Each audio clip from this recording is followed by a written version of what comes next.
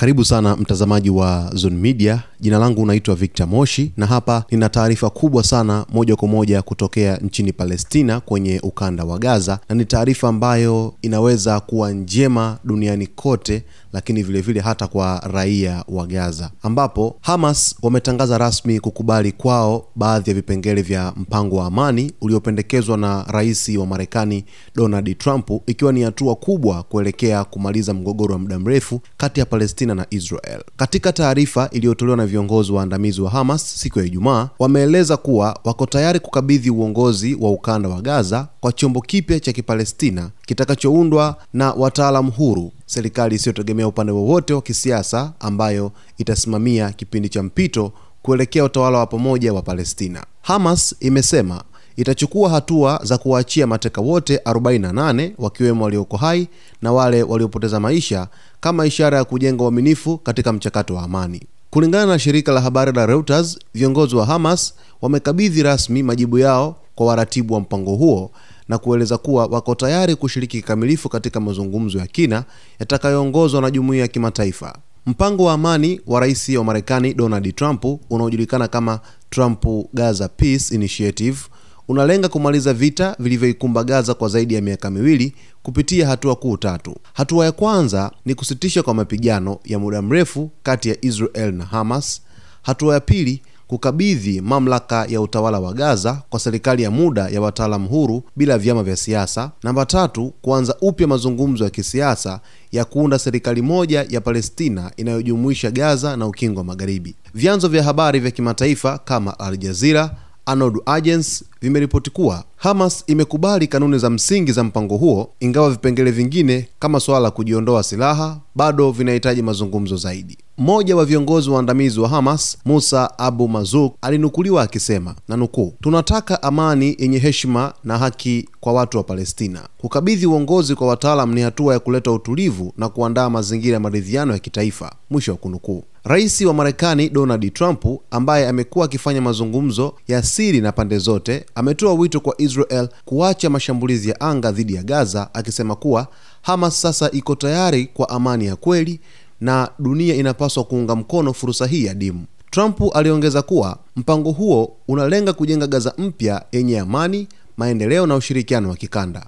Hatua ya Hamas imechukuliwa kama ishara ya mabadiliko ya kihistoria, ikionyesha mwelekeo mpya wa kisiasa unaotilia mkazo mazungumzo, diplomasia na maridhiano baada ya mapigano yasiyoisha. Wachambuzi wa Mashariki ya Kati wanasema kuwa ikiwa mpango huu utatekelezwa, unaweza kufungua njia ya serikali ya umoja wa kitaifa wa Palestina, kuweka msingi wa uchumi mpya wa Gaza na kupunguza mateso ya zaidi ya watu milioni 2 wanaoishi chini ya vikwazo na vita vya mara kwa mara. Umoja wa Mataifa umepongeza hatua hiyo na kuahidi kusaidia mchakato huo wa mpito katika kuonyesha jitihada zote za kuweza kuunga mkono mpango wa Hamas, Marekani pamoja na Israel.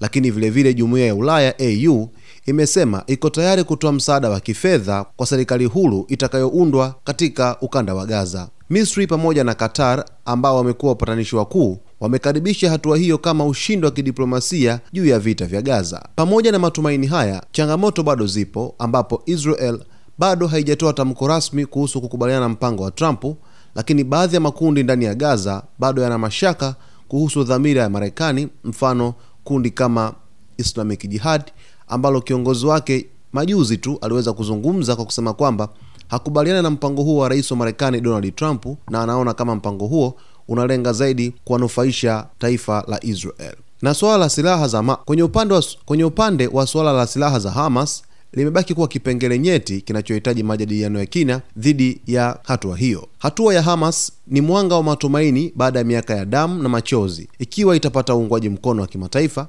inaweza kufungua ukurasa mpya wa kihistoria wa Mashariki ya Kati, ukurasa wa amani, ujenzi upya na umoja wa Palestina. Miongoni mwa taarifa, mtazamaji wa Zone Media, ambao nimekusomea hapo, ni taarifa kubwa sana katika wiki hii kuanzia hapo jana Ijumaa jioni, lakini leo hii Jumamosi, ni taarifa ambayo Hamas imeonyesha uungwaji mkono wa makubaliano ya kusitisha mapigano katika ukanda wa Gaza, ambayo yalikuwa na vipengele 20 ambayo yalipendekezwa na rais wa Marekani Donald Trump. Mwanzo kabisa, kipindi cha mpango huu wa Donald Trump kuweza kutangazwa rasmi katika ikulu ya White House Marekani, akiwa na waziri mkuu wa Israel Benjamin Netanyahu, kulikuwepo na mashaka kwamba huenda Hamas isingekubali mpango huu moja kwa moja, na makundi ya upinzani katika ardhi ya Gaza nchini Palestina yalikuwa na wasiwasi mkubwa dhidi ya mpango huu ambao Trump aliwasilisha kwa wapatanishi ili Hamas waweze kupewa.